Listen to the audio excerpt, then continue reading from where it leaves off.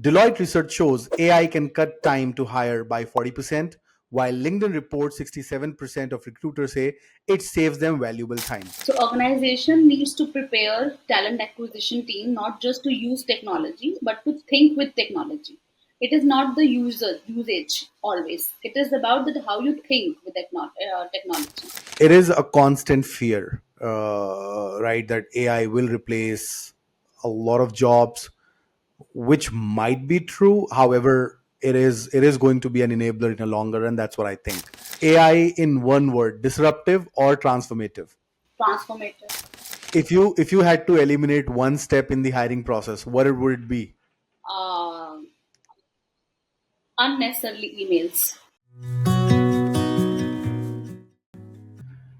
In today's hiring landscape, speed, precision, and candidate experience aren't just advantages, they are survival tools. Deloitte research shows AI can cut time to hire by 40%, while LinkedIn reports 67% of recruiters say it saves them valuable time. But it's not just about speed, it's about building hiring systems that are unbiased, data driven, and future ready. Welcome to a new episode of 𝐼nstellan.ai podcast series. I'm Zubair Chaudhry, and today we are exploring how AI transforming recruitment and redefining the role of talent acquisition teams, turning recruiters into strategic business enablers, challenging outdated practices, and anticipating the next big disruption. Joining us today is a leader with a remarkable track record in building agile, high performing recruitment system, Sapna Madaan. With extensive experience in global HR talent strategy and technical hiring across fast paced industries, she has driven DEI focused sourcing, led cross regional hiring initiative, and crafted future ready recruitment processes. I'm thrilled to have her insight as we explore how AI is reshaping talent acquisition in real time. Thank you so much for joining us, Sapna. Tell our audience more about your journey, the milestones that shaped your career, and what fuels your passion for innovating in recruitment.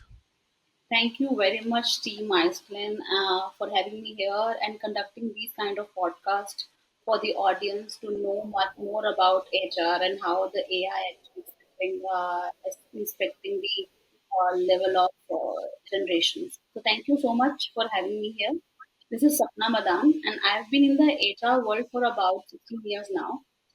My journey has taken me through very different spaces from art and culture, e-commerce companies to the development sector. Also, I am a founder of one of a consulting company wherein we have been coordinating with many organizations and building their trainings, building their AI functions, building their recruitment processes, and providing them fractional HR services. So, across all these experiences, one thing has remained constant for me, that is people. I believe HR is not just about policies or systems only, it's about creating workplaces where people feel valued and they feel motivated and, of course, inspired. Whether it's designing employee experiences that resonate with Gen Z's need for purpose, because nowadays you also resonate with me because this term actually is a boom right now. That how the Gen Z's are evolving. So HR are much concerned that how to get involved our Gen Z to make our workplaces more productive, and also flexibility and or supporting the millennials focus on growth and balance, all the people. So the people is the constant thing for me throughout, and my role has always been about helping both individuals and organizations that thrive together for a business purpose. I'm excited to share my learnings today with you and the whole team and the whole audience and talk about how we can make the world of work more inclusive, engaging, and yes, future ready. So, very excited for this podcast. Awesome, awesome, Sapna. Thank you so much. What an impressive career that you've had. And I think that's the idea of hosting this podcast, so we can actually host thought leaders like you, who've been there, done that, so the audience, people who are just getting started or who are in between and have no understanding of where to go from here, they can probably have more understanding. They can learn from your experience. So great to kind of have you with us. Let's just get started. Let's just ask some burning questions, so we can ensure that we are asking relevant question, and then we can learn from your experience. So, Perfect. So the first question that I have for you, in your view, how should organization prepare their talent acquisition teams for a future, where data and tech will shape every decision, that they make? Your take on that? yeah, it's a very good question to have with me, to let people, let audience know that how we are actually as an organization, as in people, long-term management companies are actually growing. So I think the first step is mindset, and that is the first and foremost step, I would say. So organization needs to prepare talent acquisition team not just to use technology but to think with technology. It is not the usage always, it is about that how you think with technology. So data literacy should come a core skill for every recruiter. It is not that yes, it is a support functions nowadays. It is a core skill for everyone who is there in the talent acquisition team.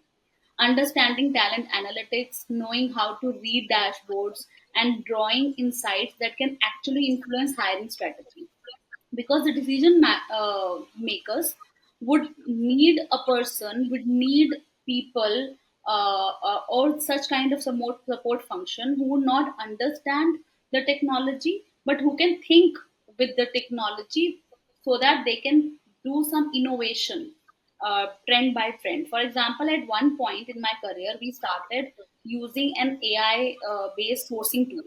Initially the team thought it would replace their role, but once they got trained on it, they realized, oh, this isn't about doing our job for us, it's about giving us better intelligence.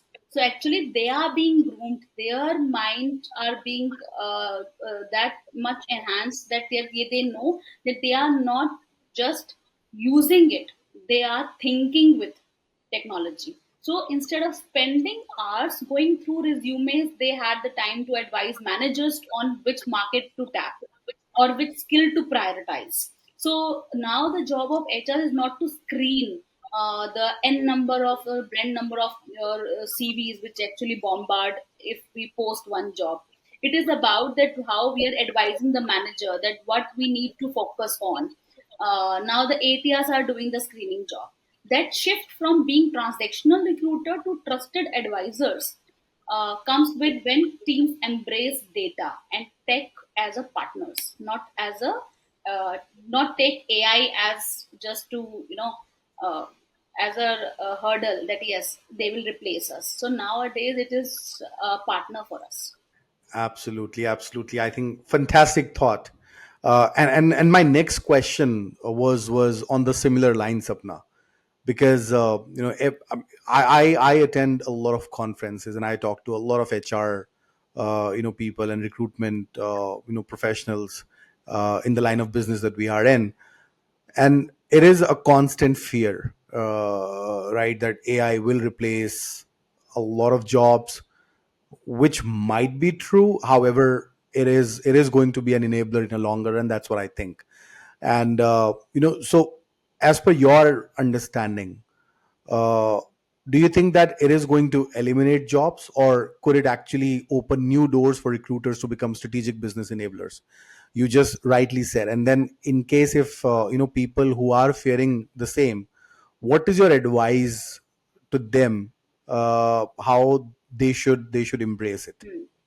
So yes, as we have discussed, and this is a very right thing nowadays. People, especially in operational departments, who are the operational team of organization, or the majorly the content team, basically the content writers, you can say the copywriters teams, they actually fear, and in HR the recruiters who actually fear that yes, AI will take their job.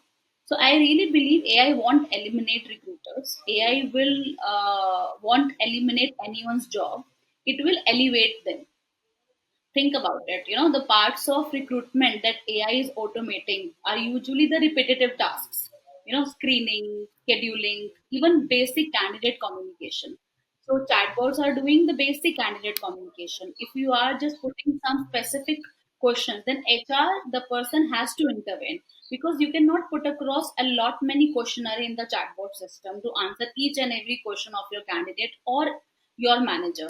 So a HR who is there in the organization needs to be there to advise and guide the internal managers to how to focus on the recruitment and hiring strategy of the organization.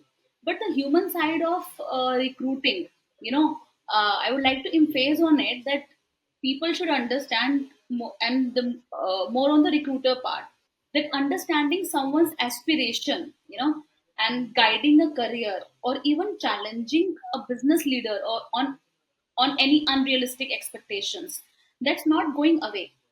Okay, AI cannot take it because it is a human thing.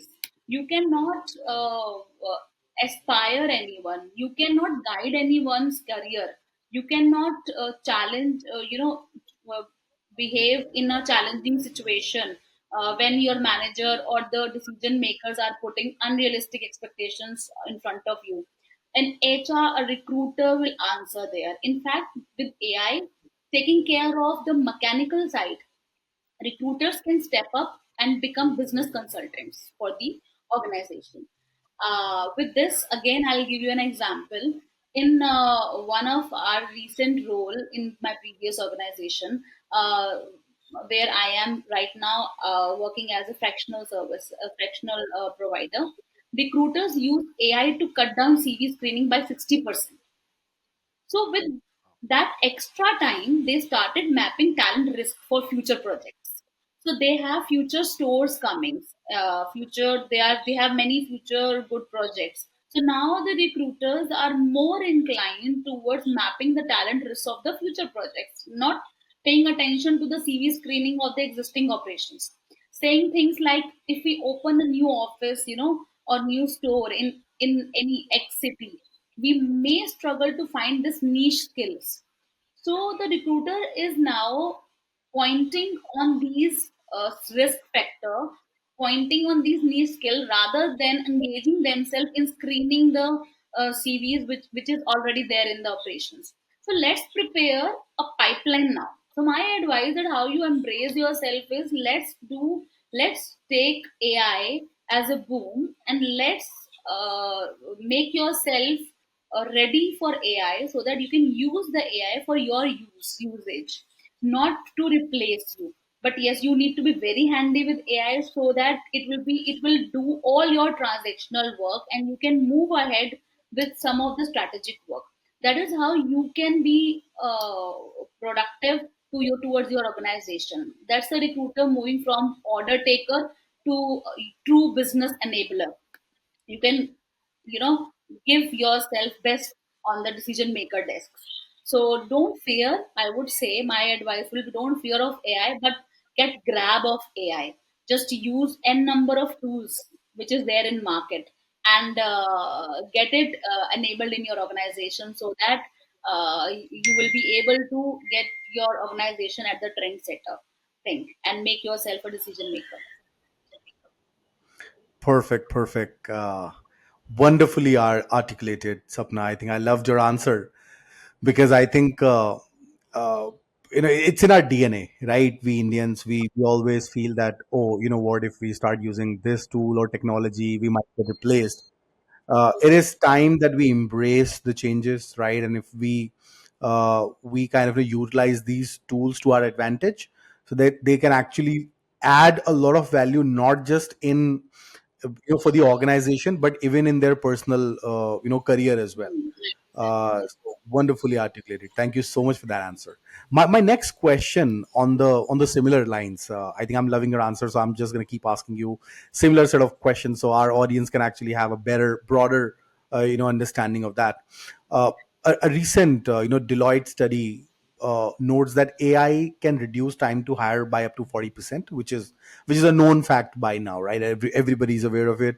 Everybody acknowledges the same. But they also warns that speed must not compromise candidate quality. How do you advise organization to strike the right balance between efficiency and long-term talent value? In your last answer, you said that, while let machine do its work, let AI do its work, and then we as a recruiter or HR should focus more on building the future ready pipeline, or maybe creating that repo with the resource. What are your thoughts around it? So, yes, I have read somewhere this Deloitte study which you have mentioned rightly. So, my approach or my answer for this question would be that this is such an, yeah, I would say this is a very important point. Speed is exciting, every business wants to hire fast. So, the TAT, even in the HR department, the TAT actually gives the productivity of the HR department also. So, the TAT is the very important metrics on which HR's productivity is also being counted. So this is a right point, but if we compromise on quality, the long term cost is a way higher. However, we are not realizing it in the instant time, and maybe in the closest time, but it would be higher in the longer run. What I usually suggest is a two-layered approaches. The layer one would be let AI handle efficiency, like I said, shortlisting, initial assessments, even chatbots for quick candidate FAQs. All such things would be the layer one. Let's have the AI actually handle all these transactional things.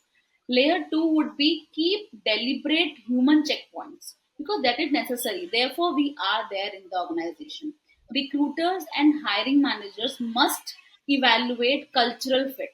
You know, so if any person is not cultural fit, means I won't say that in any way the person will not going to last longer in the organization. So, and recruiter needs to deliberate the checkpoints wherein they need to evaluate cultural fit, the motivation of a candidate to apply to your organization or means any organization, and future potential, that what are their performance, going forward. So this will resonate with the quality things.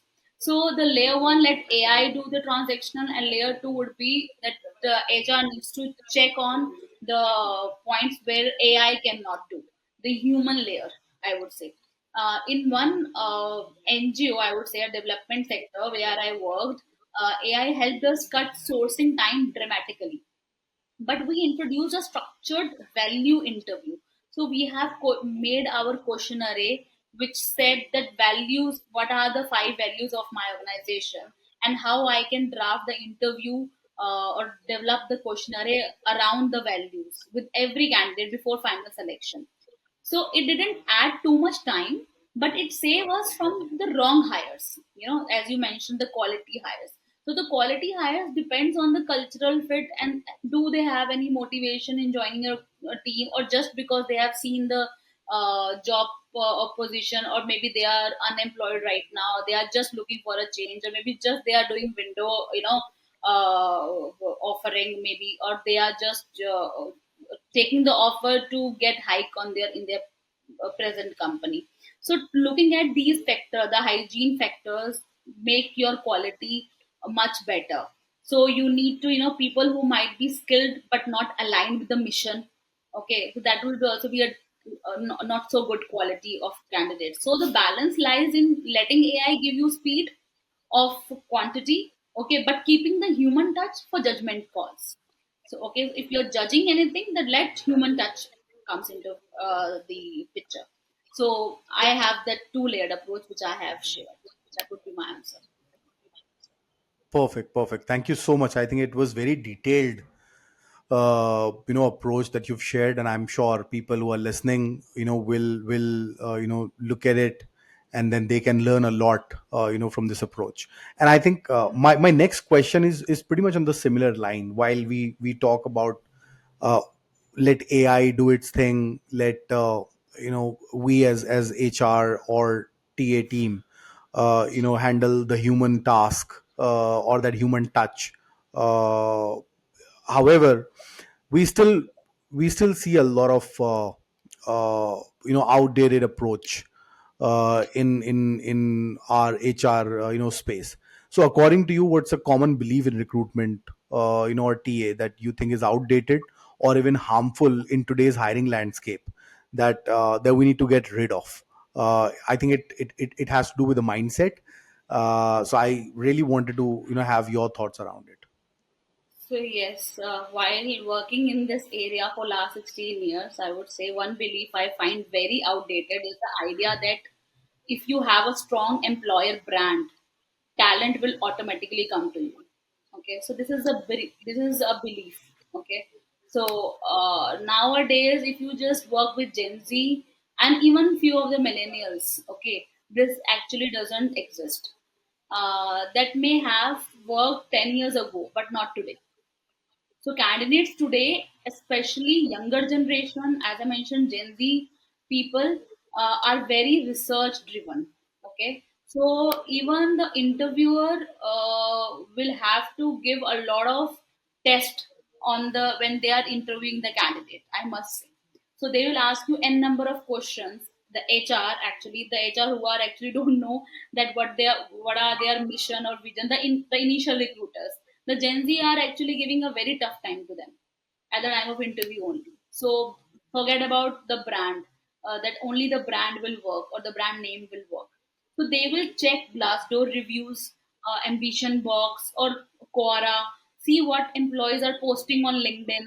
So or even ask their network before applying it. And sometimes they ask recruiter itself that can I connect me with one of few of your employees so that I can get the insights, and you cannot say no, right? So because you have to build it, just saying we are a great place to work or the GPTW of badge doesn't cut it anymore. So I have seen companies turn this around by making recruiters into storytellers. In LinkedIn, you must have seen many of it. So instead of just putting up a generic job post on the any portal, we had recruiters share real employee experiences on social media. How a team handled a tough project, or how flexibility policy helps a new parent.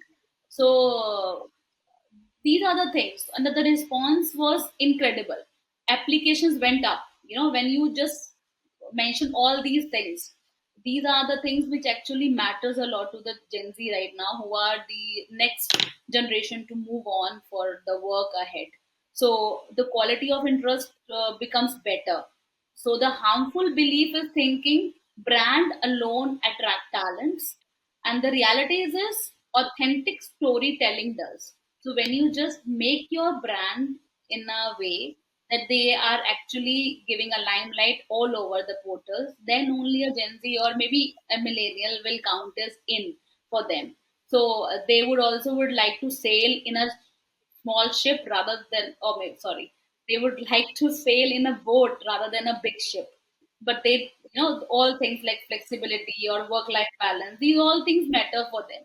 So the answer for the question in brief is that the belief that only brand name will work, we have to say about what how this organization is great place to work rather than just putting the logo of GPTW that yes, we are a great place to work in the organization.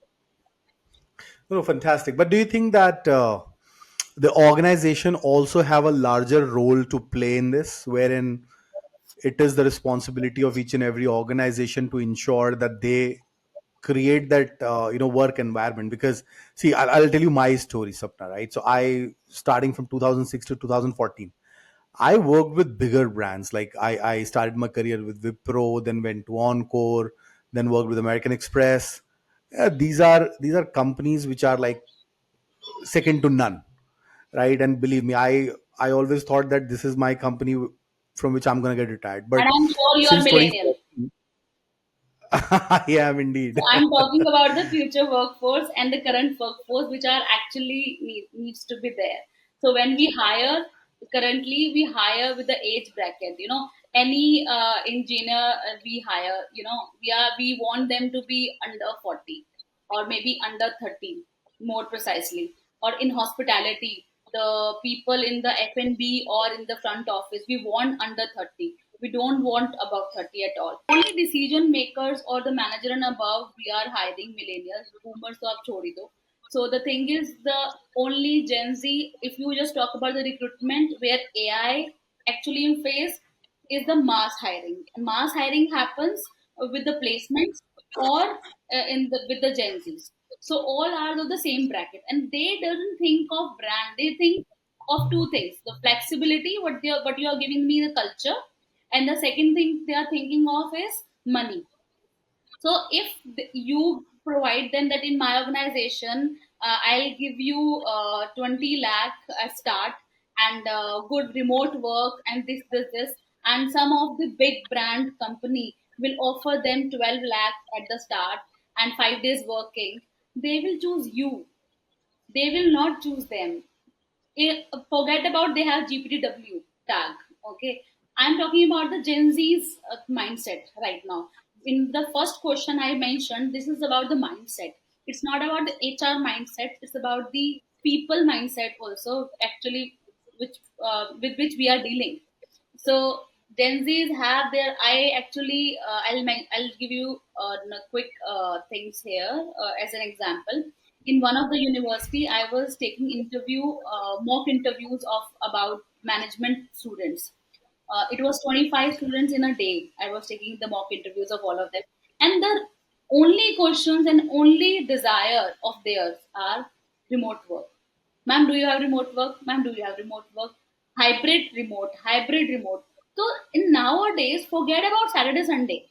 वो तो रह ही नहीं गया. अगर कोई बोल देगा 6 days working है, तो आप टाटा बाय बाय कर देंगे. वो आपको कहेंगे कि हमें चाहिए ही नहीं आपकी company. So forget about company बोल रही है हमें चाहिए ही नहीं candidate. Candidate is saying we don't want you.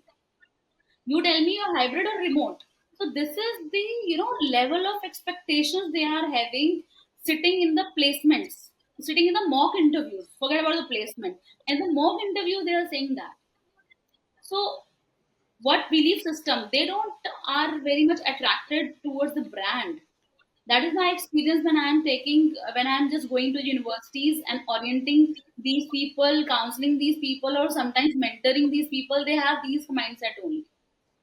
However, they are being studied in a good colleges, tier one and tier two. And in tier one and tier two, they can easily attract good names, good brands. They know that. Of course. They know that easily. They are paying for it. But since they actually don't care, they said that yes, if they will not be getting anything, they will start their startup career. That is their mindset. So the bill. So looking at the young workforce, looking at the future workforce, the organization, the recruiter pay attention to how you can story tell about your brand on the larger portals, but how your culture speaks as for your organization. It is not to just mention the badge. Just say that what your organization is doing for people so that you can attract the quality of hires. No, perfect. That completely makes sense, and I think each and every organization have to be ready to hire these days because challenges are there. Perfect. But Sapna, looking ahead, what do you think the next big disruption in talent acquisition will be, and how should leaders prepare for it today? For example, these challenges Hmm.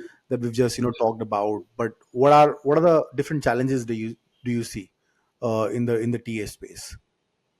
In particularly TSP space, I would say the big disruption, the next big disruption as skills based hiring becomes mainstream.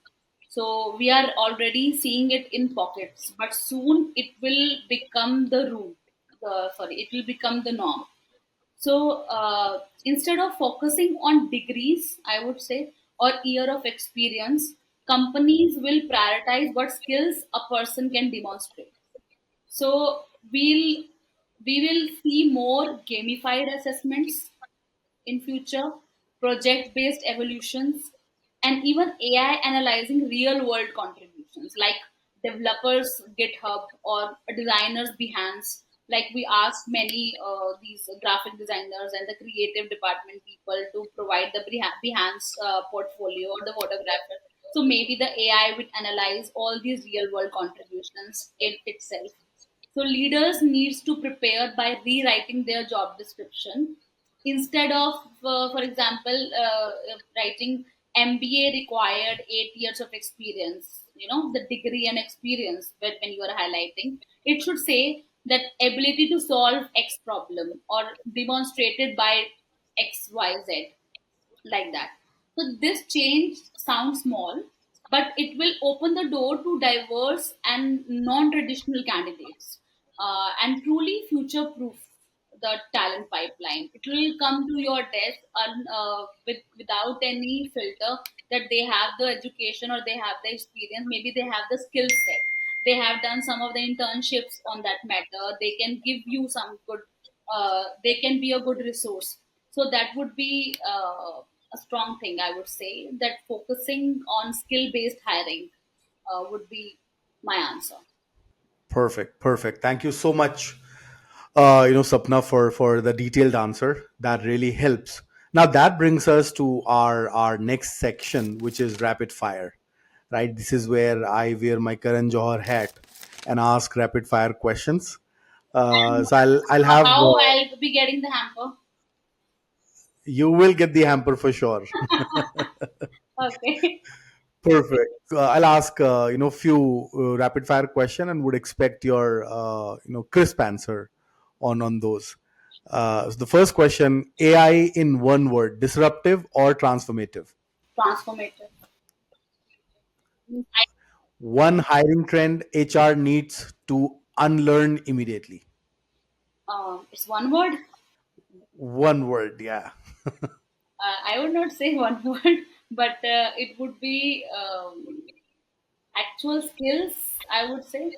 Okay. Majorly candidates by If year you of experience, which I've mentioned. So it's not one word, how I can say one word. Instead of actual skills, I would say. So that would got it. unlearn. Yeah. If you had to eliminate one step in the hiring process, what would it be? Um Unnecessarily emails. Got it. One word to describe the hiring industry in the next 5 years. Agile. A leadership trait you wish more hiring managers had. I would say adaptable. Perfect. That brings us to the final. Thank you so much, Sapna. It was wonderful. Do you want to share anything, before we call it a day with our audience? Anything that you want to add? No, I would say that all your questions actually have everything which I wanted to say. Uh, Nothing much, but yes, I would like to thank your team for engaging such. I have already seen your YouTube and reels of more. Uh, I would say that it is actually creating a learning program, informal learning program for all those freshers as well, and all those people who are experienced, who are looking at your podcast. So you're doing a very good work. So best of luck for your future podcasts as well, and this also. Thank you so much. Thank you so much, Sapna. It was wonderful. I've had such a great time, talking to you. And I think every time I talk to a thought leader like you, uh, you know, that actually solidifies my confidence, in the HR space. That yes, the next coming years are going to be ours. We as Indians will kind of rule the world arena for sure. But thank you so much for taking out time and doing this for us. Thank you very much. It was lovely having you here, having me here as well. So I would just have one line to say, if I can, before closing it. If I could, leave one thought with everyone listening on this podcast. It's this, that, AI and technologies are powerful. So make as much as use you can make out of it. But people, just believe me, people don't just join companies, they join people. So as my first opening was that we need to, interact with people. We need to be very human centric. So recruiters, managers, leaders who are listening, or the candidates, we are the face of that experience. So let's use tech to make processes smarter, but let's never lose the human connection. that makes someone say, yes, this is where I belong, so that thing needs not to be there, so we need to pass on that baton always. Perfect. Thank you so much, Sapna. Such a lovely thought. It was lovely talking Thank to you. you. That brings us to the end of today's conversation on AI in hiring, recruitment, and the future of work. We have seen that the future isn't just about automating tasks, it's about elevating the role of talent acquisition, removing inefficiencies, and empowering decision makers with insight that were once out of reach. As we heard today, AI can reduce hiring timelines by weeks, enhance candidate experience, and even mitigate bias. However, the real transformation occurs when leaders and recruiters adopt it as a strategic partner rather than just a tool. I want to thank our guest Sapna Madan for sharing such valuable perspectives and challenging the way we think about recruitment in the digital age.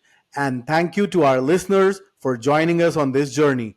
If today's discussion sparked ideas, share them with your team, continue the conversation, and keep questioning how we make hiring smarter, faster, and fairer. See you in the next episode.